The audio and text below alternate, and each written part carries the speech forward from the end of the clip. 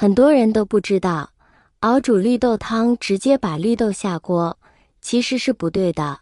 今天为大家分享一个方法，煮出来的绿豆汤颜色碧绿出沙快，一起来看看吧。大家好，欢迎来到小明家魔法。绿豆又叫做青小豆，含有丰富的淀粉、蛋白质、膳食纤维等多种营养成分，具有清热解毒，所以非常适合夏天吃。煮绿豆汤可以准备1碗绿豆，仔细挑选一下是否有劣质的，如果发现有长虫的，就尽快将它挑出来扔掉，免得破坏了整个绿豆沙的味道。接着将绿豆倒入盆里，加入适量的清水，用手轻轻地去搓洗绿豆，把绿豆表面的灰尘杂质洗掉，洗干净后把水倒掉。洗好的绿豆不是直接拿来，因为这样很难煮烂，也不会开花。那我们要怎么做呢？可以准备一个干净的碗，把绿豆放入碗里，再加入没过滤豆的纯净水，记得是纯净水哦，而不是直接用自来水。用水泡上半个小时，3个小时之后绿豆就喝饱水了，变得胀胀的。如果你的碗有盖子盖，那就用盖子夹起来，接着放到冰箱的冷冻室里冷冻1夜。如果没有，就盖上保鲜膜，一样的放到冰箱里冷冻起来，1夜过后再拿出来。被冷冻了1夜的绿豆已经结成冰块，接下来就可以煮绿豆沙。准备一个砂锅，把砂锅放到灶台上，记得不要用铁锅。当然，如果你家没有砂锅，也可以用玻璃锅，千万不要使用这种铁锅之类的铁锅熬煮出来，它会大大的影响绿豆汤的口感。准备好砂锅之后，那里面倒入一些矿泉水，最好也不用自来水，也会让绿豆沙发黑。然后再把冷冻好的绿豆放进砂锅里，不需要解冻，直接连着冰块一起放进去，然后盖上盖子开火煮。水开之后转为小火，这时可以打开锅盖看一下，水面上会有一些浮沫，用勺子将这些浮沫撇出来。盖上盖子再煮10分钟，煮的过程中可以用勺子翻拌一下，免得绿豆糊底。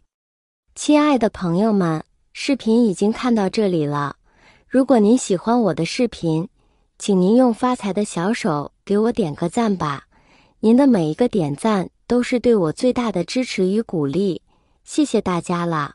10分钟之后，打开锅盖看看，可以看到绿豆已经开花出沙了，接着再加入1小把冰糖，煮化之后就可以出锅了。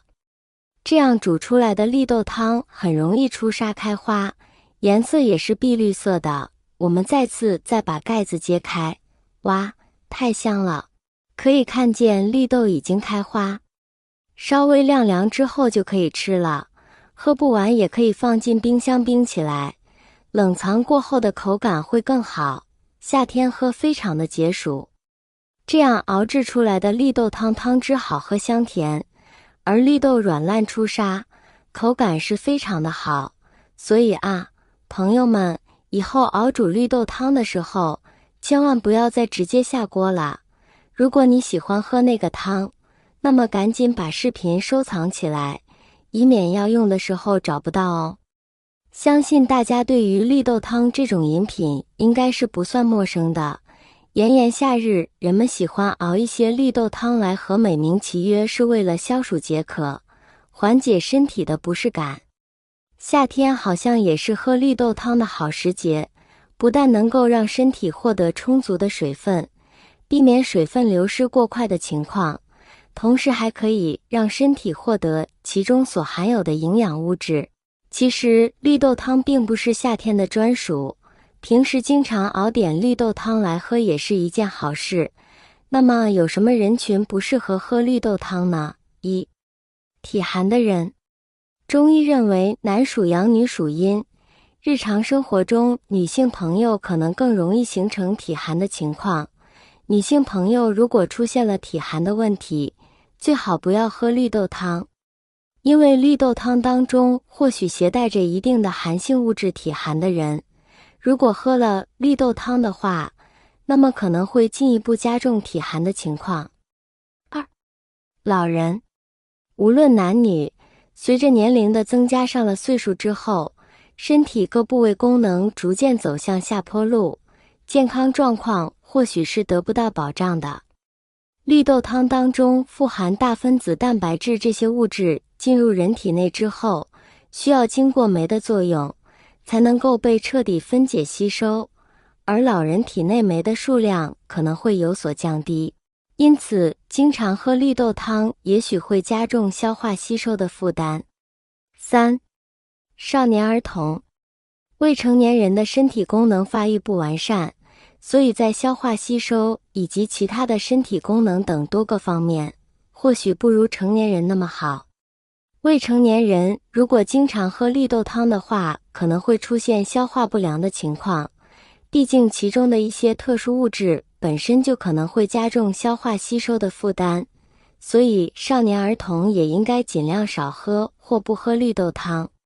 虽然说适量喝点绿豆汤能给身体带来很多好处，但毕竟其中携带一定的寒性物质，就算是身体健康的人喝多了的话，也可能会导致寒性物质堆积在身体当中，所以提醒大家，喝绿豆汤一定不要过量。饮用之后感到不适，立即停止饮用。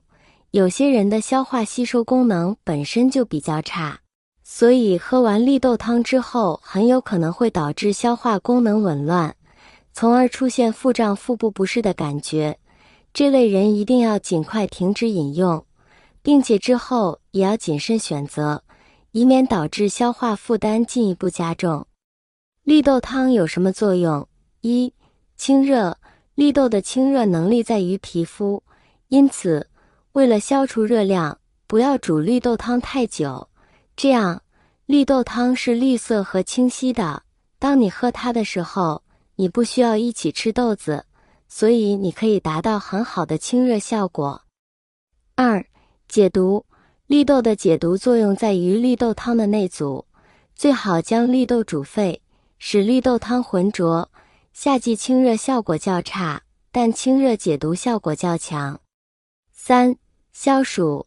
但是在炎热的夏天，我相信大家都喝绿豆汤，主要是因为绿豆可以达到消暑的效果，如果与其他食物一起烹饪，效果会更好。